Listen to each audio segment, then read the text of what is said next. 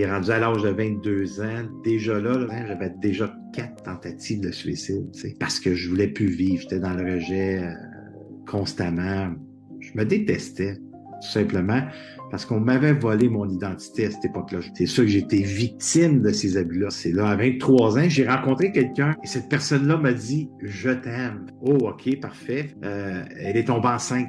La mère de ma fille, elle est tombée enceinte. Alors, j'ai dit « Je veux pas faire vivre à ma fille ce que moi je vis ». Alors, ça m'a pris 6 mois, environ 6 mois, j'ai arrêté de consommer. Ça a été le déclencheur pour commencer à prendre soin de moi. Et Wow. c'est à partir de ce moment-là que j'ai commencé à faire du cheminement personnel. Je prends soin de mon besoin physique, je prends soin de tout ce qui est là. Et c'est la mort de mon père. Là. La mort de mon père en 1995, ça a été la croisée des chemins. Mon père s'est fait tuer par 3 individus, 2 de 18 ans et un de 19 ans, pour la somme de 40 €, 55 ici au Québec. Et ils l'ont battu à coups de pied, à coups de poing pour la somme de, comme je viens de mentionner, à 63 ans. Alors, à partir de ce moment-là, 28 ans, moi, tout ce que j'avais vécu dans mon histoire de vie s'est éveillé.